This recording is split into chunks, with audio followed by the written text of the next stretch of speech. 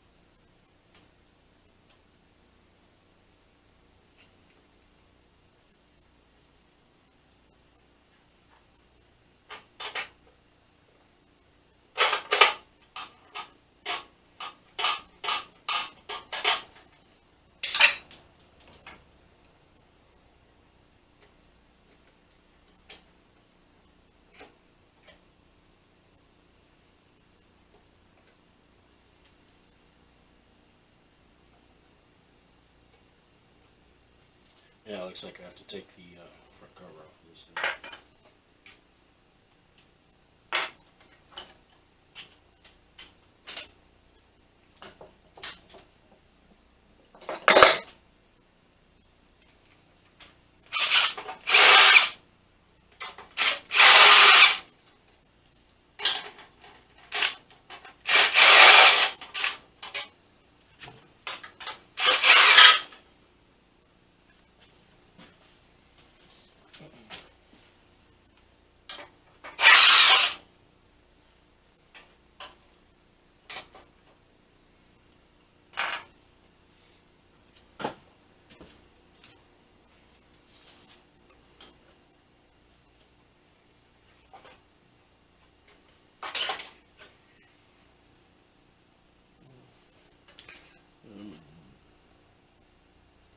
A little bit of dirt and such inside this.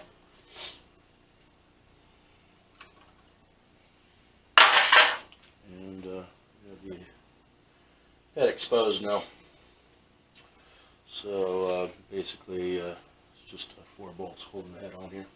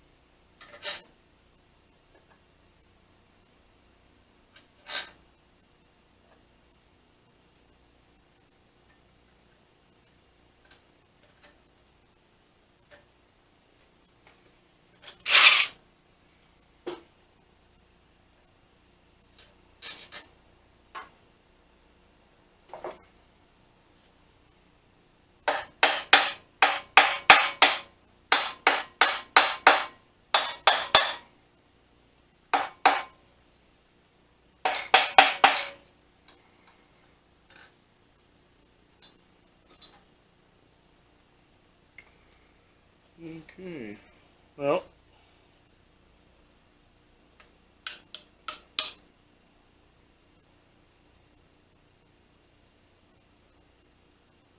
doesn't appear to be major damage to the piston, which is a good thing.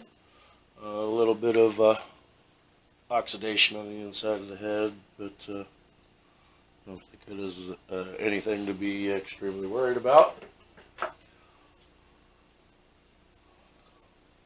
Let's go ahead and get some rags and clean that stuff up here.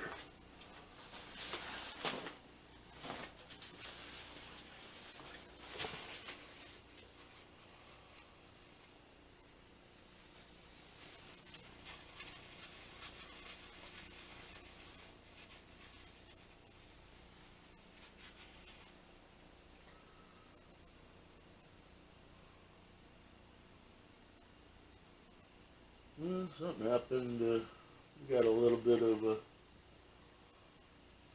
raised up metal on the piston here.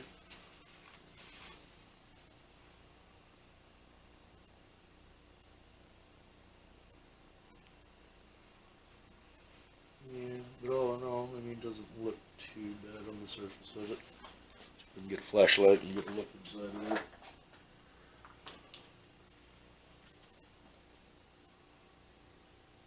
Ah, okay. Well, I got very, very lucky, ladies and gentlemen. What had happened here was the retainer for the valve had broken. I showed you that in the last video. Well, there is a keeper that holds the valve inside of the retainer. Well, I just found the keeper. And it's kind of stuck inside of there, so let me grab a magnet here. These little snap-on screwdrivers come in handy. And that, ladies and gentlemen, is the keeper. This actually goes against the valve, and I guess when the old part had let go, this was thrown into the engine. I had suspicions that it might have gone all the way down to the bottom of the sump, and I'm relieved to find out that that is not the case. And that is the valve retainer. Let me drop this other stuff. So this actually, there is a little cup. The cup holds this. You compress the spring and the retainer. This slides in. You let the spring back up, and this little cutout part right here, I don't know if you can see it very well or not, but that's what retains the valve. And what I'm going to do here is I think I'm going to cut off the camera, and I'll do all the setup work and all that good stuff, but I'll bring you guys back in for actually setting the retainers back in and all that good stuff. Stand by, and I'll be right back. Alright, we're back here at the Kohler CS12S. This is the cylinder head that you're looking at, and what's coming out towards the camera is the intake valve. Unfortunately, the intake valve is bent. It smacked the piston and bent the valve. Unfortunately, I don't know if you can see very well here, but the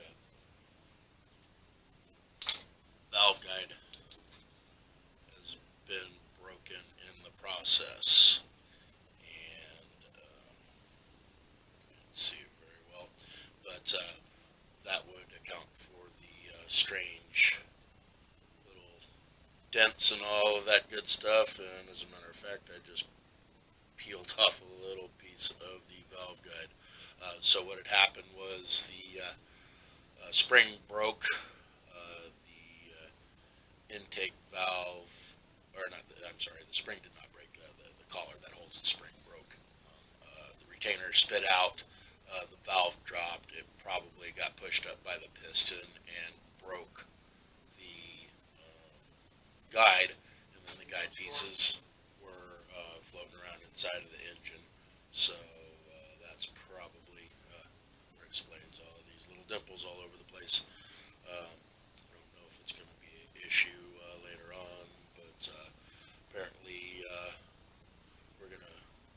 it back together and see if this thing's going to run.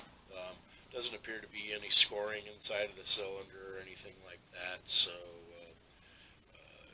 given the nature of what this motor is going to be asking to do, if it runs and has compression and doesn't burn a lot of oil, we're going to let it run.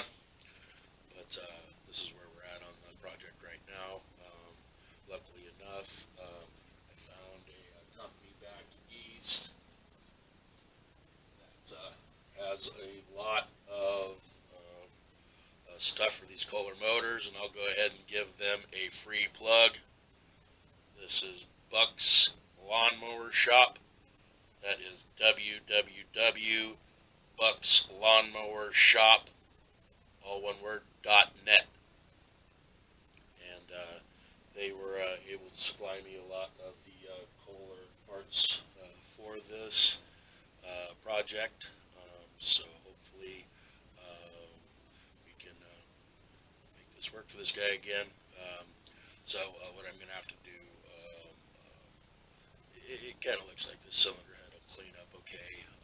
I'll go ahead and lap the valve, the intake valve, in, so it'll make a good seal. We'll go ahead and push out the old valve guide, put in a new valve guide, and see what it's going to take to ream that size and all that. But other than that, that is the second part of this particular video, and there'll be more to come. Thanks for watching.